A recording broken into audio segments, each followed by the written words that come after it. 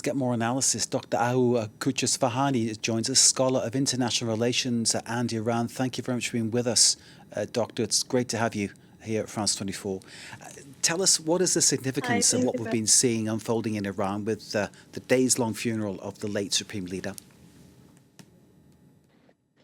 Well, I mean, it's significant in the sense that, of course, as the report just suggested, it's a show of strength. But there are two different messages that the regime is trying to send. So there's one message it's trying to send to its own people inside the country, and another one for international and global audiences. The message to its own people wants to emphasize the control it has over them. And so after years of peaceful resistance and protest, which has only ever been met with brutality, this procession marks an effort to double down on the political strength and ideology of the Islamic Republic. When it comes to the message that it wants to send outwards, there is this strong insistence to develop a narrative around Khamenei as a sort of an anti-imperialist leader who stood up against the world's bullies. This is a much more palatable narrative that is sold to global audiences in order to raise Khamenei's profile internationally and for the Islamic Republic to gain international support. Dr. Koutchesfahani, the narrative within Iran, though, of the rule of Ayatollah Ali Khamenei might be somewhat different, might it not?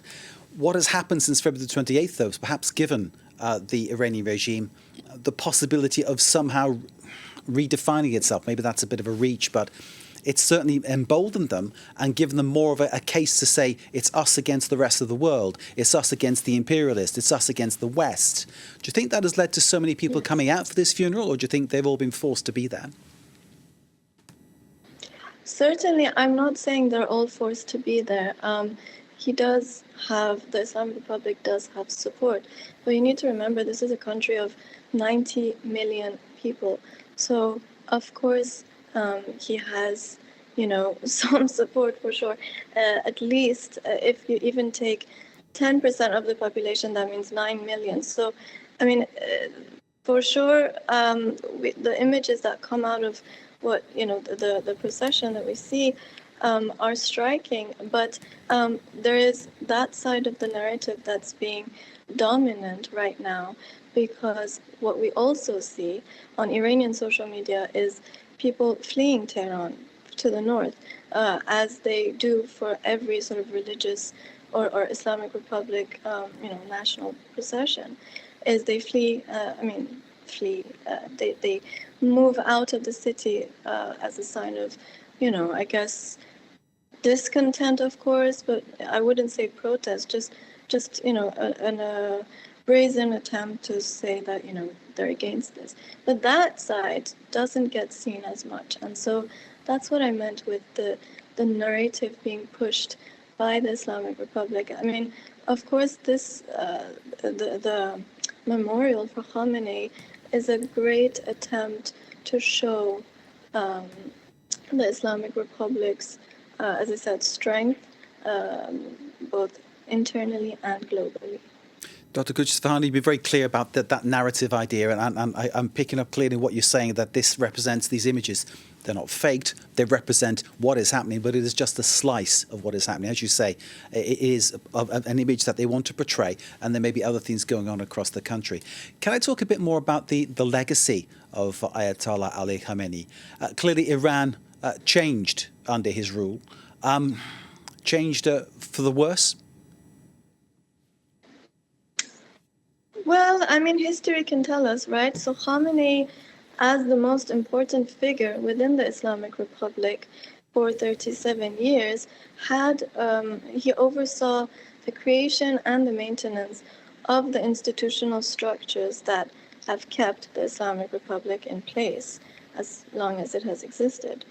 So, therefore, again, going back to what we're seeing right now, his killing can be seen as having afforded him the status of martyrdom, which is the highest status you can achieve in Shia Islam. So this ultimately emboldens his successors to want to avenge him, as the reports have also shown. So if there's one side that's this, but the other side, we see, a clear divide among the leadership exists in Iran today after Khamenei's death. While he was alive, he managed to consolidate power, but now it's a different story. And so there is a push for diplomacy, coupled with, and at times even at odds with, the IRGC, which holds the military power. So I think the question here is whether the continuous bombing by the US is going to strengthen the resolve, again, to consolidate the different strands of Iranian political leadership today, or it might also be the case that it will further divide the leadership since Khamenei is gone. But of course, in any case, I want to make it clear that bombing Iran is never going to bring about peace nor stability for the region. Dr. Koutchesfahani, thank you so much for joining us here, France 24. We really appreciate your time. Dr. Ahou Koutchesfahani, Scholar of International Relations and Iran. Thanks once again.